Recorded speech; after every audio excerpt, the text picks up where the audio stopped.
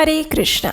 वर्ष भर की 24 एकादशियों में आती है एक विशेष एकादशी जिसका नाम है पांडव निर्जला एकादशी। एक ऐसी एकादशी जिसका नियम और श्रद्धा पूर्वक पालन करके मनुष्य वर्ष की सभी एकादशियों का पुण्य फल प्राप्त कर सकता है। अभी अभी अधिक मास पूरा हुआ है। इस वर्ष सौभाग्य से हमें वर्ष की 26 एकादशियाँ प्राप्त हुई हैं। तो अगर अधिक मास की कोई भी एकादशी का पालन आप नियम पूर्वक नहीं कर पाए हैं, कुछ छूट गया है, तो ये पांडव निर्जला एकादशी सबसे सुवर्ण संयोग और अवसर आपके लिए उपस्थित हुआ है। ये ऐसी निर्जला एकादशी है जिसका पालन करने से अन्य सभी एकादशियों का फल मिल जाता है।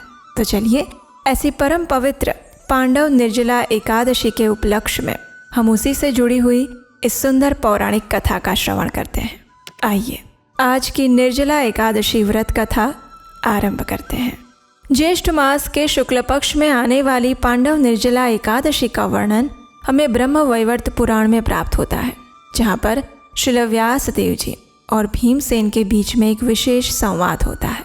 एक समय युधिष्ठिर के छोटे भाई भीमसेन ने श्रील व्यास देव जी से पूछा, हे विद्वान और पूजनीय पितामह, कृपया आप मेरी एक विनती सुनिए।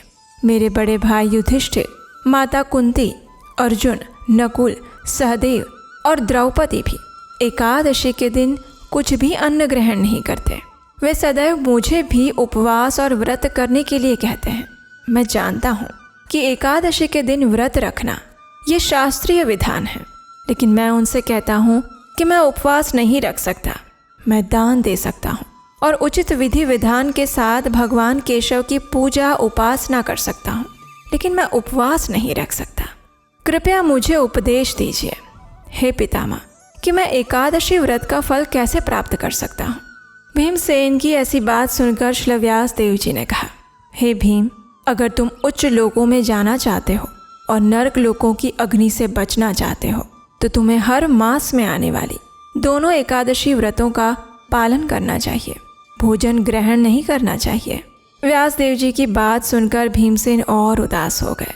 उन्होंने अश्रुपूरित नेत्रों से अपने पितामह से कहा, हे पितामह, मेरे लिए भगवान द्वारा निर्देशित 24 एकादशियों का व्रत रखना तो अत्यंत असंभव है। मैं तो एक क्षण के लिए भी भूखा नहीं रह सकता।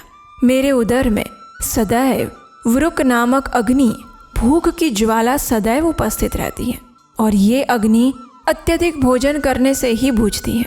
इसलिए प्रयास अगर मैं कर भी लूँ, बहुत ज़्यादा प्रयास करूँ, तब पर भी वर्ष में मैं सिर्फ एक ही दिन व्रत रख सकता हूँ, एक ही दिन भूखा रह सकता हूँ, इससे ज़्यादा नहीं। कृपया मुझे उपदेश दीजिए कि क्या कोई ऐसा व्रत है जिसका पालन करके मुझे सभी एकादशियों का फल मिल जाए।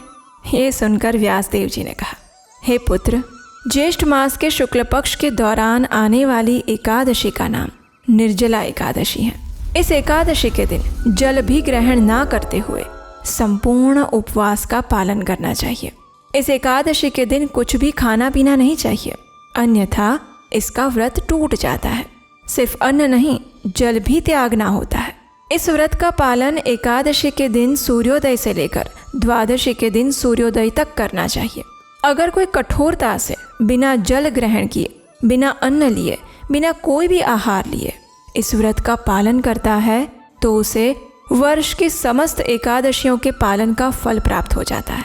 एक बार भगवान श्री हरि ने स्वयं मुझे बताया था कि अगर कोई भी मेरी शरण ग्रहण करता है और इस निर्जला एकादशी व्रत का पालन करता है जो मुझे अत्यंत प्रिय है, तो वो निश्चित रूप से समस्त पापों से मुक्त हो जाता है।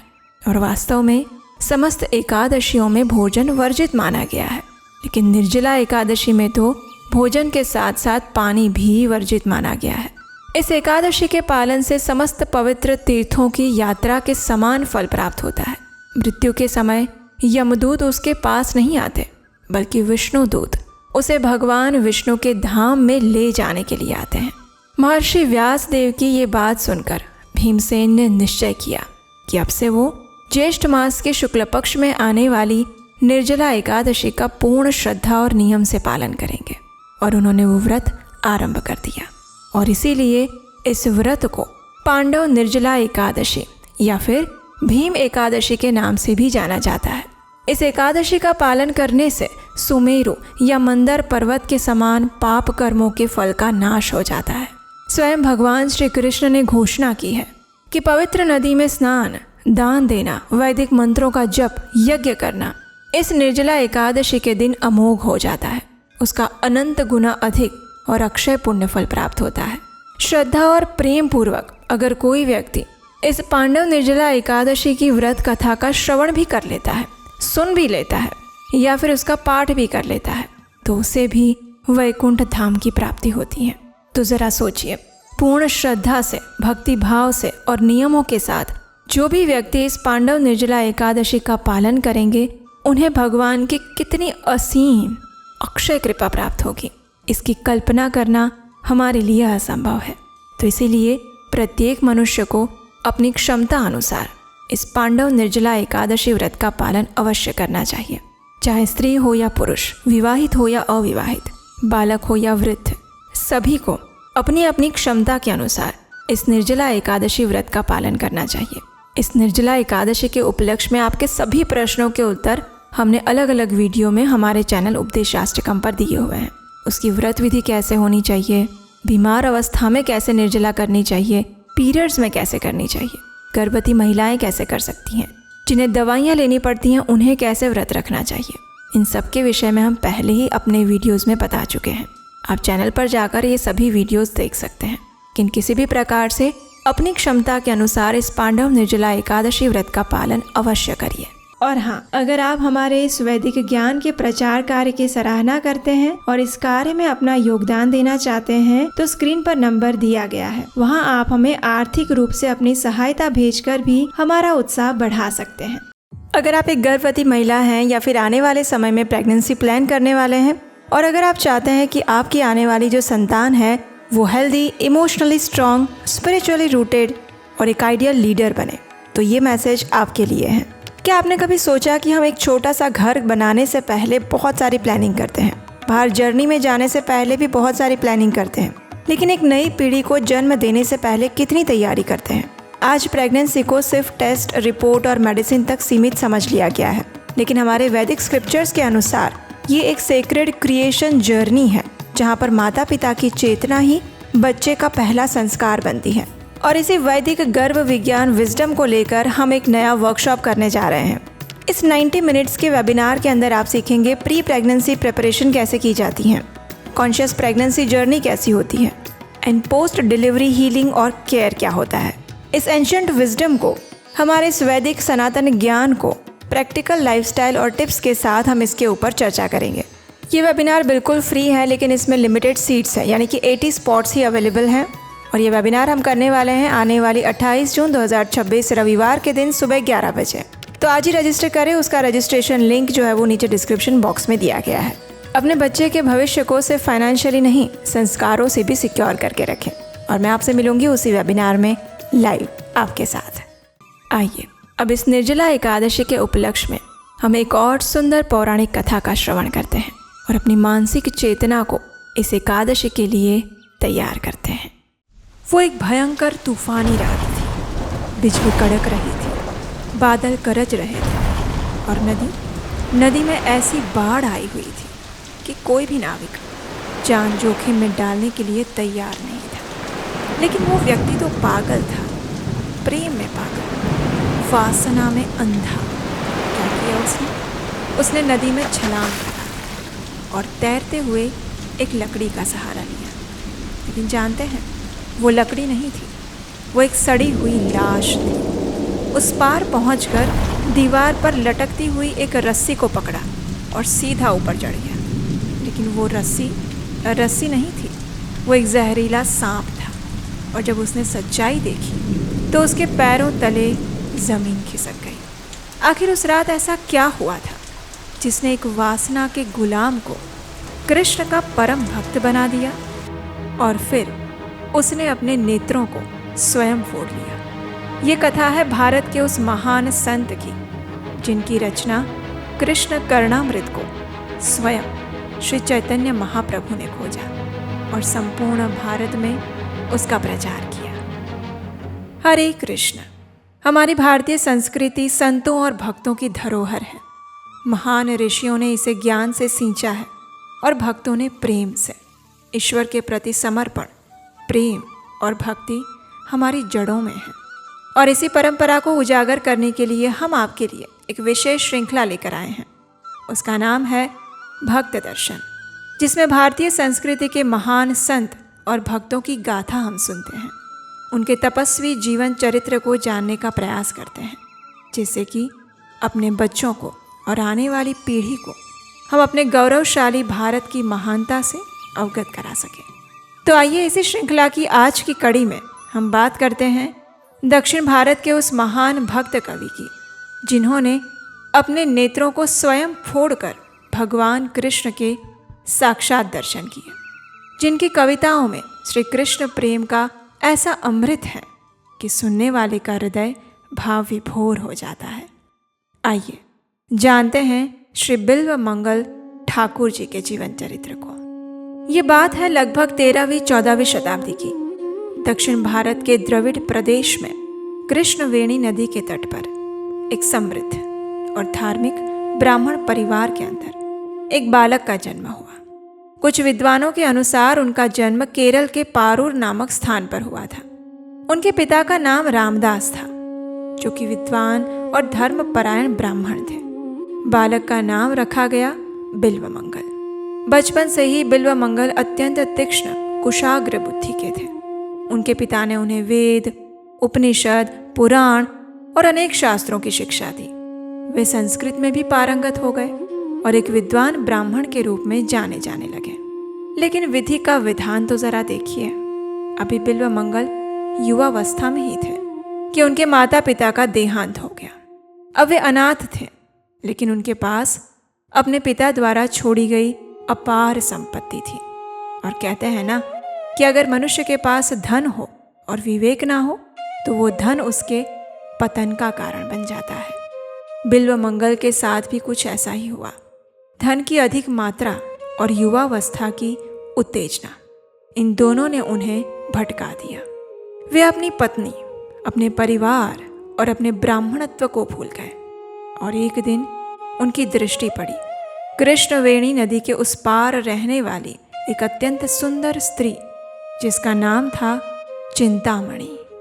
चिंतामणि एक वेश्या थी, लेकिन वो कोई साधारण वेश्या नहीं थी। वो अत्यंत सुंदर थी। उसका गायन मधुर था और विशेष बात यह थी कि वो भगवान कृष्ण की भक्त थी। वो प्रायः कृष्ण भजन गाया करती थी। लेकिन बिल्वमंगल को उसकी भक्ति से कोई मतलब नहीं था। उन्हें तो बस उसका सौंदर्य दिखाई देता था। और धीरे धीरे उनका आकर्षण इतना प्रबल हो गया कि वो उसके बिना एक दिन भी नहीं रह पाते थे।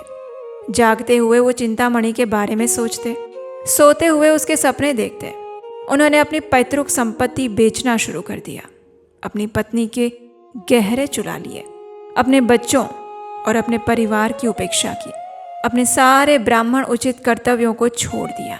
बस एक ही धुन थी, चिंतामणि, चिंतामणि, चिंतामणि। संस्कृत में एक सुभाषित आता है, कामातुराणाम न भयम न लज्जा। वासना में अंधे व्यक्ति को ना तो भय होता है और ना ही कोई लज्जा होती है। तो बस बिल्वमंगल की दशा भी ऐसी ही हो रही थी। उन्होंने अपना शरीर, अपना हृदय, अपना धन, अपनी पारिवारिक प्रतिष्ठा, अपना धर्म और अपनी जाति के सारे नीति नियम, सब कुछ उस एक स्त्री पर न्यौछावर कर दिया। सब कुछ भी नहीं छोड़ा उन्होंने। लेकिन भगवान की लीला जरा देखिए। जिस चिंतामणि को बिल्वमंगल अपना सब कुछ समझते थे, वही चिंतामणि उनके जीवन की सबसे बड़ी गुरु बनने वाली थी। लेकिन ऐसा चमत्कार कैसे हो सकता है? एक वेश्या और वो भी गुरु बन जाए, कैसे? ये जानने के लिए आइए देखते हैं उस रात की घटना जिसने सब कुछ बदल दिया। ये उस दिन की बात है जब बिल्वमंगल के पिता की पहली पुण्यतिथि थी। वो श्राद्ध का दिन था। सैकड़ों ब्राह्मण एकत्रित हुए थे। वैदिक मंत्रोच्चार हो रहा था। ये एक पवित्र अवसर था जब पुत्र को अपने पिता की आत्मा की शांति के लिए पूर्ण समर्पण के साथ अनुष्ठान करना चाहिए। लेकिन बिल्व मंगल का मन तो कहीं और ही घूम रहा था। उनका मन कहाँ था? तो नदी के उस पार, चिंतामणि के पास। उन्होंने उस दिन सुबह ही चिंतामणि को संदेश भेज दिया था कि आज श्राद्ध के कारण वो नहीं आ पाएंगे। चिंतामणि ने भी अपने द्वार बंद कर लिए थे और आराम से सो गई थी। अब जैसे जैसे अनुष्ठान आगे बढ़ता गया, बिल्व मंगल की बेचैनी बढ़ती गई। वे बार बार पुरोहितों से कहने लगे, जल्दी करिए, मुझे जाना है। और कितना समय लगाएंगे आप सब? जल्दी से इस अनुष्ठान को समाप्त कीजिए। ये देखकर पुरोहितों के मन में भी अत्यंत आश्चर्य था कि आज के दिन भी अगर ये बिल्व मंगल ऐसा व्यवहार कर रहा है तो उसकी क्या ही गति होगी, और क्या गति होगी उसके पूर्वज की, उसके पिता की। हे प्रभु, आप ही संभालिए इस अंध भक्त, वेश्या भक्त को। जैसे ही अनुष्ठान समाप्त हुआ, बिल्व मंगल भागे नदी की ओर। लेकिन प्रकृति आज उन्हें रोकना चाहती थी और वो उन्हें रोकने का निश्चय करके बैठी हुई थी। आकाश में काले बादल घिराए, बिजली कड़कने लगी, मूसलाधार वर्षा होने लगी और नदी में भयंकर बाढ़ आ गई। नदी उफान पर थी। लहरें गरज गरज कर बिल्व मंगल को रोकने का प्रयास कर रही थी। बिल्व मंगल फिर भी नहीं रुके। वो नाविकों के पास गए। उन्होंने कहा, मुझे उस पार ले चलो, मैं जितना चाहो उतना धन दूंगा। लेकिन कोई भी नाविक बिल्व मंगल जैसे पागल थोड़ी ना थे। कोई भी नाविक अपनी जान जोखिम में डालने के लिए तैयार नहीं हो रहा था, चाहे उन्हें जितना मर्जी धन मिल जाए। सबको पता है अपने प्राण की कीमत धन से ज्यादा है। उन्होंने कहा, महाराज, आज रात उस पार जाना असंभव है, प्रतीक्षा कर लीजिए, कल सुबह चले जाइएगा। लेकिन ये तो बिल्व मंगल थे, वासना में अंधे। उन्हें कल तक रुकना स्वीकार थोड़ी ना था। उन्होंने अपना सारा विवेक और बुद्धि खो दिए थे। बिना कुछ सोचे समझे उन्होंने उस उफनती हुई नदी में छलांग लगा दी। अंधेरे में तैरते हुए उन्होंने देखा कि एक लकड़ी का टुकड़ा पानी में तैर रहा है। उन्होंने उसे पकड़ लिया और उसी के सहारे तैरते हुए नदी पार कर ली। दूसरे तट पर पहुंचकर वे भागते हुए चिंतामणि के घर पहुंचे। लेकिन द्वार तो बंद था, क्योंकि चिंतामणि को पहले ही संदेश मिल चुका था। तूफान की गर्जना इतनी प्रबल और तेज थी कि उनके दस्तक देने की आवाज तक नहीं सुनाई दे रही थी। और तभी बिजली की एक चमक में उन्होंने देखा कि दीवार के पास कोई एक रस्सी लटक रही है। और बिल्व मंगल ने बिना कुछ सोचे समझे उस रस्सी को पकड़ लिया और दीवार पर चढ़ गए। खिड़की से जाकर सीधे अंदर कूद पड़े और चिंतामणि के चरणों में गिर गए। जब वर्षा रुकी तो चिंतामणि दीपक लेकर बाहर आई, ये देखने के लिए कि इतनी भयंकर रात्रि में कौन आया है। और जो उसने देखा उससे उसकी आंखें फटी की फटी रह गई। जिस लकड़ी को पकड़कर बिल्व मंगल ने नदी पार की थी, वो एक सड़ी गली लाश थी, एक मृत शव जो पानी में बहता हुआ जा रहा था। और उसे बिल्व मंगल ने पकड़ लिया था, लकड़ी समझकर, क्योंकि वो अपनी धुन में थे। और जिस रस्सी को पकड़कर वे दीवार पर चढ़े थे, वो एक विशाल जहरीला सांप था जो दीवार पर लटका हुआ था। बिल्व मंगल की दशा देखने लायक थी। वे आधे निर्वस्त्र थे, पूरी तरह भीगे हुए थे और उनके शरीर से दुर्गंध आ रही थी उस लाश की। एक ब्राह्मण का पुत्र, एक विद्वान पंडित आज लाश और सांप को पकड़कर एक वेश्या के घर में जा पहुंचा था। चिंतामणि ने ये सब कुछ देखा और उसके मुंह से जो शब्द निकले, वो शब्द बिल्व मंगल के जीवन को हमेशा के लिए परिवर्तित करने वाले थे। चिंतामणि ने कहा, क्या तुम्हें लज्जा नहीं आती? क्या तुम सच में एक ब्राह्मण हो? क्या तुम एक दिन भी अपनी इंद्रियों को वश में नहीं रख सकते? क्या तुम मेरे इस शरीर के पीछे इतने पागल हो गए जिसमें सिर्फ मांस, हाड़ और रक्त के अतिरिक्त कुछ भी नहीं है? क्या तुम इतनी सी बात नहीं समझ सकते कि मेरा यह बाहरी सौंदर्य क्षण भंगुर है? आज जो शरीर तुम्हें इतना आकर्षक लग रहा है, कल वो भी उसी सड़ी हुई लाश की तरह पानी में बहता हुआ दिखाई देगा तुम्हें, जिसे पकड़कर तुम आज नदी पार करके आए हो। और फिर फिर चिंतामणि ने कुछ ऐसे शब्द कहे जो बिल्व मंगल के हृदय में वज्र की तरह गिरे। चिंतामणि ने कहा, अरे ओ बिल्व मंगल, अगर तुमने मेरे इस नश्वर शरीर पर जितना प्रेम किया है ना, उसका आधा भी भगवान श्री कृष्ण पर किया होता तो आज तुम परम आनंद को प्राप्त कर चुके होते। धिक्कार है तुम्हारे जीवन को, धिक्कार है। ये शब्द नहीं थे, ये चिंतामणि द्वारा किया जा रहा वज्र का आघात था जो बिल्व मंगल के उस कठोर वासनामय हृदय के ऊपर हो रहा था और जिसने बिल्व मंगल के जीवन को, उसकी छाती को चीर दिया, उसकी आत्मा को झकझोर के रख दिया। मानो उनके प्राण निकलने वाले थे। उनकी आंखें खुल चुकी थी। वे समझ गए थे कि वे कितने गहरे अंधकार में डूबे हुए थे। एक वेश्या ने उन्हें वो ज्ञान दे दिया जो शास्त्रों के अध्ययन से भी नहीं मिला था। उस रात बिल्व मंगल वहां से चले गए हमेशा के लिए, और फिर वे कभी वापस लौट कर नहीं आए, कभी भी नहीं। और इसीलिए बाद में अपने महान ग्रंथ कृष्ण कर्णामृत में उन्होंने चिंतामणि को अपनी प्रथम गुरु के रूप में वंदना की। चिंतामणि जयति सोमगिरिर्गुरुर्मे, शिक्षा गुरुश्च भगवान शिखी पिंच मौलिः। मेरे गुरु चिंतामणि की जय हो, मेरे दीक्षा गुरु सोमगिरि की जय हो, और मेरे शिक्षा गुरु भगवान श्री कृष्ण की जय हो जो अपने मस्तक पर मोर पंख धारण करते हैं। एक वेश्या को गुरु के रूप में स्वीकार करना ये कोई साधारण बात नहीं थी, लेकिन बिल्व मंगल ठाकुर एक सच्चे साधक थे। उन्होंने ज्ञान को उसके स्रोत से नहीं, उसके सार से परखा। उस रात के बाद बिल्व मंगल ने निश्चय किया कि अब वे वृंदावन जाएंगे, भगवान श्री कृष्ण की लीला भूमि में। उन्होंने सब कुछ छोड़ दिया, अपना घर, अपनी संपत्ति, परिवार, सब कुछ पीछे छोड़ दिया और निकल पड़े उस पवित्र धाम की ओर जहाँ श्री कृष्ण ने अपनी दिव्य लीलाएं की थी। लेकिन अभी उनकी परीक्षा समाप्त कहाँ हुई थी। रास्ते में वे एक धनी व्यापारी के घर में ठहरे। उस व्यापारी की पत्नी अत्यंत सुंदर थी और बिल्व मंगल वे फिर एक बार उसके सौंदर्य में फंस गए। उनकी आंखें उस स्त्री का पीछा करने लगी। वे स्वयं को रोक नहीं पा रहे थे।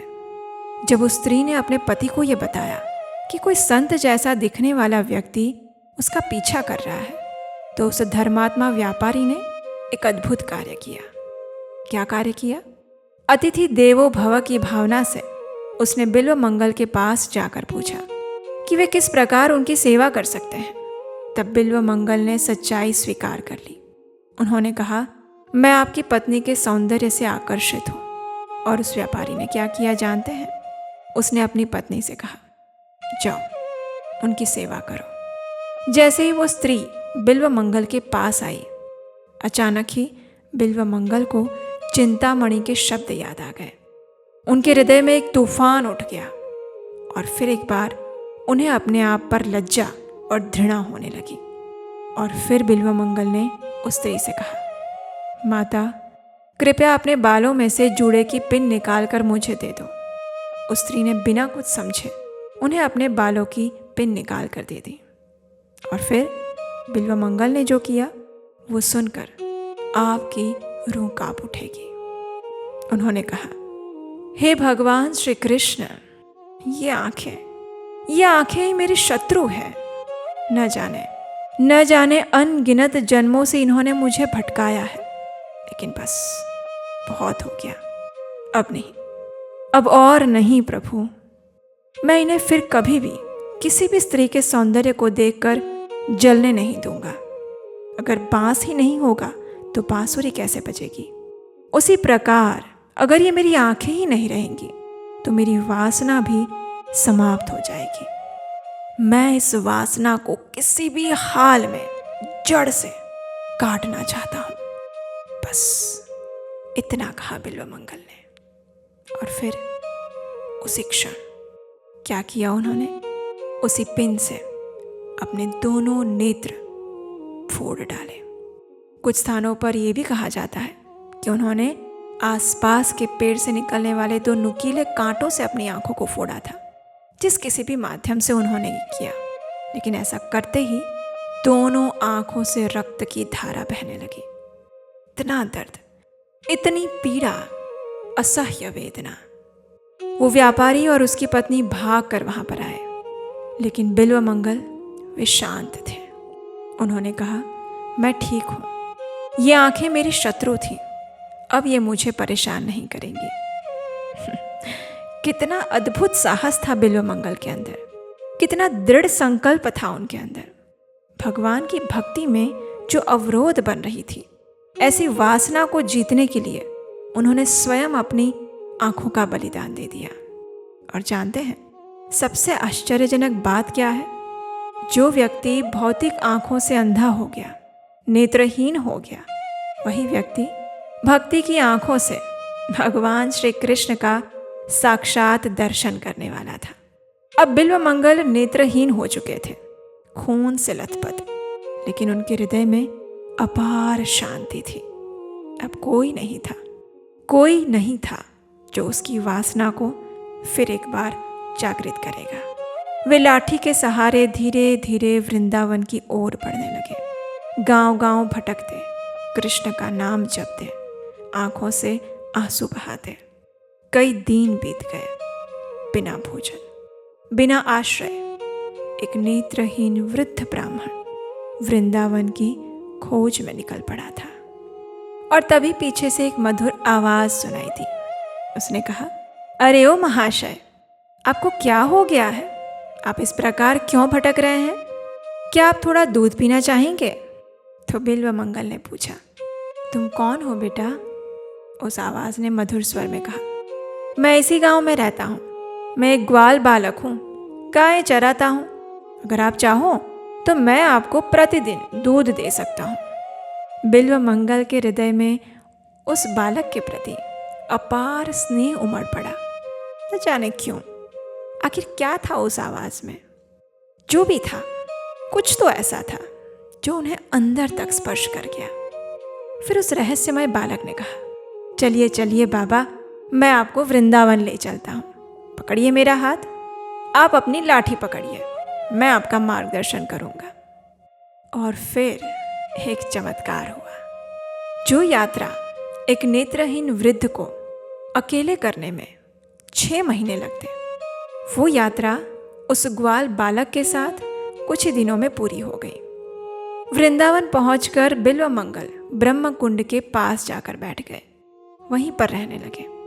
और वो रहस्यमय बालक प्रतिदिन उनके पास आता, उन्हें दूध पिलाता, उन्हें आरामदायक स्थान पर ले जाता और उनसे मधुर, अत्यंत मीठी बातें करता। बिल्वमंगल को उस बालक से अपार स्नेह हो गया था। और फिर एक दिन वो क्षण आया जिसने सब कुछ स्पष्ट कर दिया। उस दिन वो ग्वाल बालक ने अपनी बांसुरी बजाई। वो स्वर, वो मधुर, मनमोहक, हृदय को भेद देने वाला स्वर। बिल्वमंगल ठाकुर तो समाधि में चले गए। ऐसा लग रहा था मानो उनके रोम रोम में आनंद की लहर दौड़ पड़ी थी। और अचानक से उन्हें एहसास हुआ क्या एहसास? कि वो जिसे साधारण बालक समझ रहे थे, वो कोई साधारण ग्वाल बाल नहीं था। वो तो थे स्वयं श्याम सुंदर, भगवान श्री कृष्ण स्वयं। और उन्होंने झूठ थोड़ी ना बोला था, यही तो कहा था कि मैं एक ग्वाल बाल हूं। बिल्वमंगल ने बेचैनी से अपने हाथ बढ़ाए कृष्ण को स्पर्श करने के लिए। नटखट गोपाल ने भी उनके हाथ को छुआ, प्रेम से हंसे और फिर हमेशा की तरह जैसे वे सबके साथ करते हैं, वहां से भाग गए। बिल्वमंगल पुकार उठे और उनके मुख से जो श्लोक निकला था वो आज भी भक्तों के हृदय में गूंजता है। हस्तमाक्षेप्य यतोस्मि बलात् कृष्ण किमद्भुतं हृदयाद् यदि निर्यासि पौरुषं गणयामि ते। अरे ओ कृष्ण, मेरा हाथ छुड़ाकर तुम भाग गए, इसमें क्या आश्चर्य है? मैं तो तुम्हें बलवान तभी मानूंगा जब तुम मेरे हृदय से भाग सकोगे। कितना गहरा प्रेम। बिल्वमंगल कह रहे थे कि हे कृष्ण, तुम चाहे मेरी भौतिक पकड़ से भले ही छूट जाओ, लेकिन मेरे हृदय से तुम कभी नहीं जा सकते, कभी भी नहीं। और सच में कृष्ण उनके हृदय में सदा सदा के लिए बस चुके थे। आखिर भक्तों के हृदय से भगवान कैसे भाग सकते हैं, है ना? तभी तो भक्त उन्हें अपने हृदय में बंदी बनाकर रख लेते हैं। कृष्ण जितने मर्जी नटखट हो, इधर उधर भाग दौड़ करते रहते हो, लेकिन भक्तों के हृदय से वो कभी नहीं भाग सकते। और कितना सत्य कहा था बिल्वमंगल ने।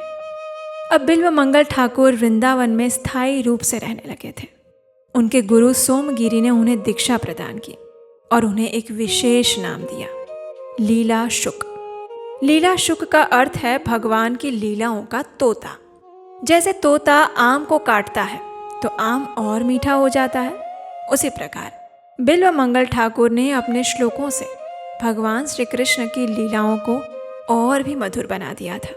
ये नाम उन्हें श्रीमद् भागवतम के वक्ता शुकदेव गोस्वामी के आध्यात्मिक उत्तराधिकारी के रूप में सम्मानित करता है। और फिर उन्होंने वो अमर ग्रंथ की रचना की जिसका नाम है श्री कृष्ण करणामृत, अर्थात कृष्ण के कानों के लिए अमृत, या फिर कृष्ण के बारे में सुनने का अमृत। इस ग्रंथ के अंदर लगभग 300 से अधिक श्लोक हैं जो भगवान कृष्ण के बाल्य और किशोर स्वरूप का अत्यंत मधुर वर्णन करते हैं। हर श्लोक अपने आप में एक पूर्ण भक्ति ध्यान है। उनका सबसे प्रसिद्ध श्लोक देखिए जो कृष्ण की माधुर्य का वर्णन करता है। मधुरम मधुरम वपुरस्य विभोः, मधुरम मधुरम वदनम मधुरम, मधुगन्धे मृदुस्मितमेतदहो, मधुरम मधुरम मधुरम मधुरम। हे मेरे प्रभु, आपका दिव्य शरीर अत्यंत मधुर है और आपका मुखारविंद आपके शरीर से भी अधिक मधुर है। आपके मुख पर वो कोमल मुस्कान जो मधु की सुगंध के समान है, वो तो और भी मधुर है, मधुर है, मधुर मधुर मधुर, अत्यंत मधुर। जो व्यक्ति भौतिक आंखों से नेत्रहीन हो चुका था, वो कृष्ण के सौंदर्य का ऐसा वर्णन कर रहा था जो नेत्रों के साथ भी नहीं किया जा सकता था। और फिर अब समय आता है उस ग्रंथ की खोज करने का। तो ये एक और कथा है। ये बात है लगभग 16वीं शताब्दी की, जब भगवान श्री चैतन्य महाप्रभु दक्षिण भारत की तीर्थ यात्रा पर निकले थे। कृष्णवेणी नदी के तट पर एक मंदिर में उन्होंने एक पुरानी पांडुलिपि देखी। जब उन्होंने उसे पढ़ा तो वे भाव विभोर हो गए, और वो थी बिल्वमंगल ठाकुर की कृष्ण करणामृत। महाप्रभु ने तुरंत ही 12 लिपिकारों को बुलाया और रात भर में इस ग्रंथ की प्रतिलिपि बनवाई, लेकिन वे केवल प्रथम अध्याय ही पूरा कर पाए। बाद में उन्होंने अपने शिष्यों को भेजकर पूर्ण ग्रंथ मंगवाया और उसे पूरी ले आए। चैतन्य चरितामृत में कहा गया है, प्रभु ने कहा, तुम्हारे लिए मैं दक्षिण भारत से 2 ग्रंथ लाया हूँ।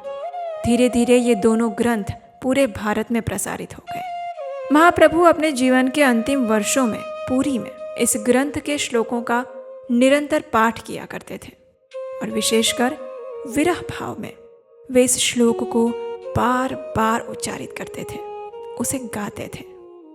हे देव हे दैत्य हे भुवनैक बंधो, हे कृष्ण हे चपला हे करुणैक सिंधो, हे नाथ हे रमणा हे नयनाभिराम, हा हा कदानुभविता सी पदम दृशोर्मे। अर्थात, हे मेरे प्रभु, हे मेरे प्रियतम, हे संपूर्ण ब्रह्मांड के एकमात्र बंधु, हे कृष्ण, हे चंचल, हे करुणा के एकमात्र सागर, हे मेरे स्वामी, हे मेरे प्रिय, हे मेरी आँखों को आनंद देने वाले, हाय हाय, आप मेरी आँखों के सामने कब प्रकट होंगे प्रभु, कब प्रकट होंगे। ये श्लोक सुनकर कौन नहीं भाव विभोर हो सकता। एक नेत्रहीन भक्त की पुकार, जो भौतिक आंखों से तो देख नहीं सकता, लेकिन भक्ति की आंखों से कृष्ण दर्शन की आकांक्षा में व्याकुल होते रहते हैं। बिल्वमंगल ठाकुर की ये कथा हमें एक गहरा आध्यात्मिक सत्य सिखाती है।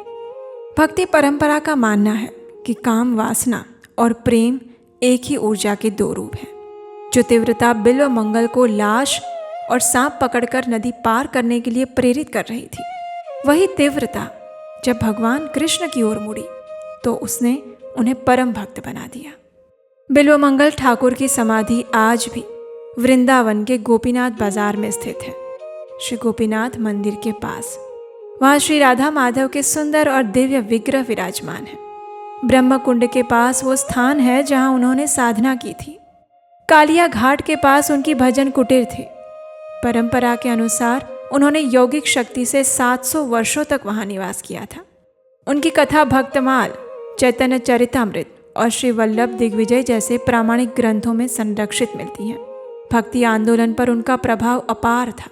उन्होंने माधुर्य रस की वो साहित्यिक और आध्यात्मिक भाषा विकसित की, जिसे बाद में श्रील रूप गोस्वामी, रामानंद राय, प्रबोधानंद सरस्वती और विश्वनाथ चक्रवर्ती ठाकुर जैसे महान आचार्यों ने विस्तृत किया।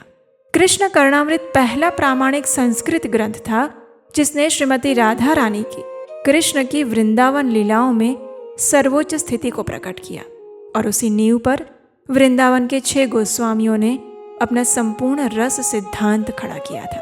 तो ये थी आज की भक्त दर्शन कथा। कैसी लगी आपको, ये नीचे कमेंट बॉक्स में ज़रूर लिखिएगा। आपके एक एक कमेंट्स हम पढ़ते हैं और आपके प्रतिभाव जानकर हमें उत्साह मिलता है।